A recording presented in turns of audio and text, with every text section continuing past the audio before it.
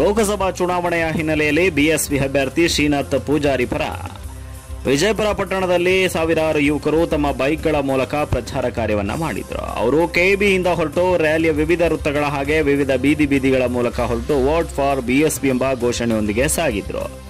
ಅಷ್ಟೇ ಅಲ್ಲದೆ ಹೆದರಾಳಿ ಪಕ್ಷಗಳಿಗೆ ಇದೊಂದು ಬಿರುಗಾಳಿಯಂತೆ ಬಂದು ಭ್ರಷ್ಟರಿಗೆ ಕೊಚ್ಚಿಗಳಿಸುವಂತೆ ಭಾಸವಾಗ್ತಾ ಇದೆ. ನಂತರ ಟಿಪ್ಪು ಸುಲ್ತಾನ್ ವೃತ್ತದ ಹತ್ತಿರ ಬಹಿರಂಗ ಸಭೆ ಮಾಡಲಾಯಿತು. ಈ ಸಭೆಯನ್ನು ಉದ್ದೇಶಿಸಿ ಪಕ್ಷದ ಅಭ್ಯರ್ಥಿಯಾದ ಶ್ರೀನಾಥ್ ಪೂಜಾರಿ ಅವರು ಮಾತನಾಡ್ತಾ, ಇನ್ನು ಮುಂದೆ ದೇಶದಲ್ಲಿ ಭ್ರಷ್ಟರಿಗೆ ಅವಕಾಶ ಕೊಡಬಾರದು.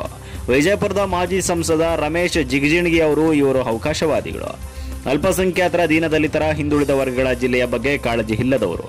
ಅಷ್ಟೇ ಅಲ್ಲದೆ ರಾಜ್ಯದಲ್ಲಿ ಜೆಡಿಎಸ್ ಕುಟುಂಬದ ಗಂಡ ಹೆಂಡಂದಿ ರಾಜಕಾರಣ ಮಾಡುತ್ತಿದ್ದಾರೆ. ಇದರ ಬಗ್ಗೆ ಸಾರ್ವಜನಿಕರು ಎಚ್ಚರಗೊಳ್ಳಬೇಕಿದೆ. ಈ ಬಾರಿ ಬಿಎಸ್ಪಿ ಪಕ್ಷದ ಆನೆ ಗುರುತಿಗೆ ತಮ್ಮ ಮತ ಚಲಾಯಿಸಿ ಗೆಲ್ಲಿಸಿದ್ರೆ ಭ್ರಷ್ಟ ರಾಜಕಾರಣಿಗಳಿಗೆ ತಮ್ಮ ತಪ್ಪಿನ ಅರಿವು ಮಾಡಿಕೊಡಬೇಕೆಂದು ಮನವಿ ಮಾಡಿಕೊಂಡರು.